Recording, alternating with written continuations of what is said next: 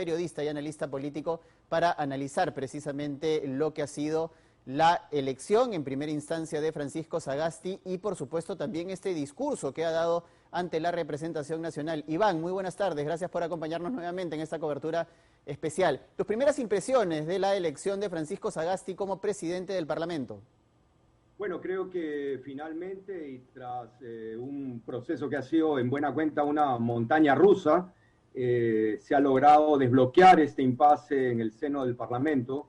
Hemos resuelto la segunda parte de la crisis política que se desató el pasado lunes 9 y finalmente Francisco Sagasti, creo que con un consenso bastante amplio, como lo evidencia la votación habida en el Pleno, asumirá pues dentro de muy poco la presidencia de la República en virtud de que finalmente fue elegido presidente del Congreso.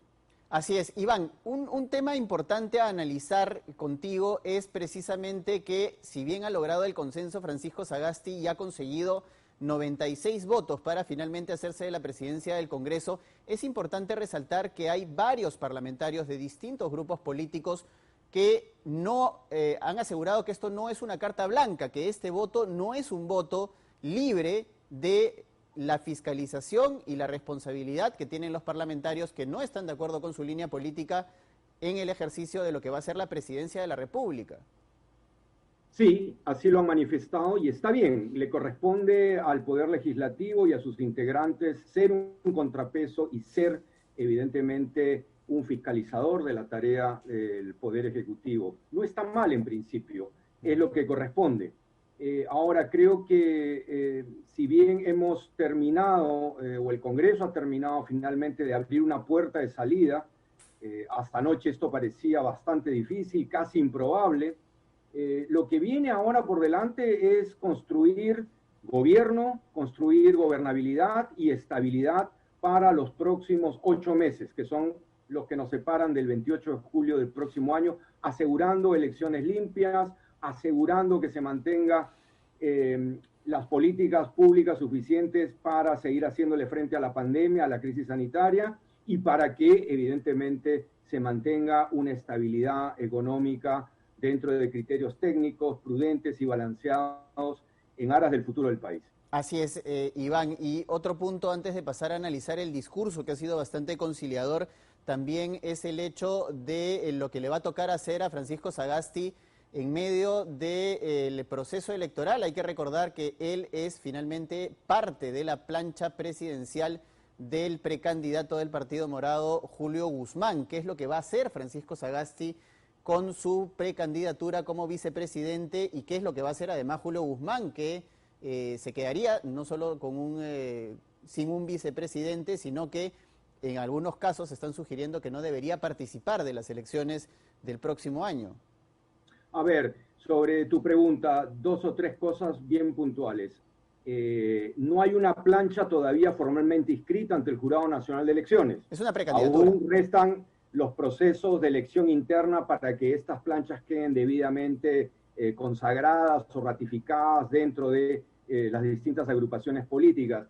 Mi impresión es que, dadas las circunstancias, dado el hecho de que Francisco Sagasti está hoy asumiendo por encargo la presidencia de la República, él no va a poder seguir de manera definitiva integrando la plancha que encabeza el señor Julio Guzmán. Creo que eso prácticamente se cae de maduro. Creo que va a ser absolutamente inviable que el señor Sagasti pueda mantenerse como aspirante dentro de la fórmula o dentro de la plancha presidencial de Julio Guzmán.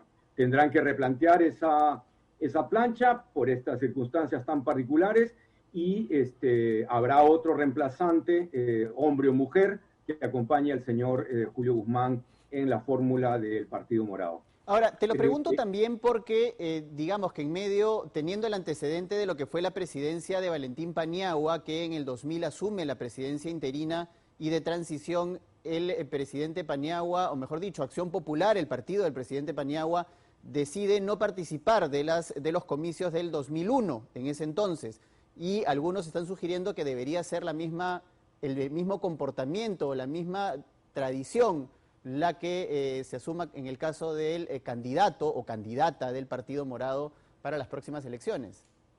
Bueno, Está el ejemplo de lo que ocurrió con Valentín Paniagua y su partido, Acción Popular, en ese momento, pero esa no es una norma electoral. Así es, no es una norma. Puede ser un ejemplo o podría ser una valla a tomar en cuenta. Eso creo que va a depender también de lo que veamos a partir de mañana o de las próximas horas con relación al gabinete y al gobierno que conforme el señor Julio Guzmán.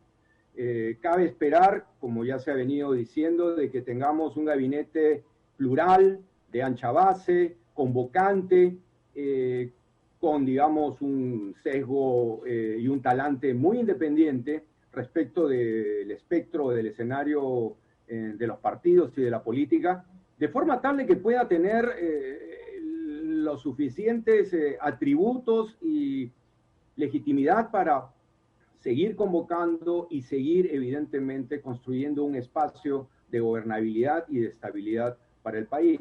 Creo que ya el mensaje de Francisco Sagasti esta tarde en el Pleno del Congreso nos anticipa que va a tener precisamente desde el Ejecutivo, desde el Gobierno, un talante sumamente convocante. Creo que ha sido también muy importante el que se haya dirigido a la ciudadanía, a quienes se han movilizado y quienes han estado protestando en estos últimos días, reconociéndolos como actores y como protagonistas democráticos y legítimos de la crisis que ha resuelto finalmente un primer capítulo. Así es, conciliación y empatía, que es lo que ha dicho también en su discurso Francisco Sagasti. Iván, te agradezco muchísimo tu intervención en esta edición especial de 24 horas.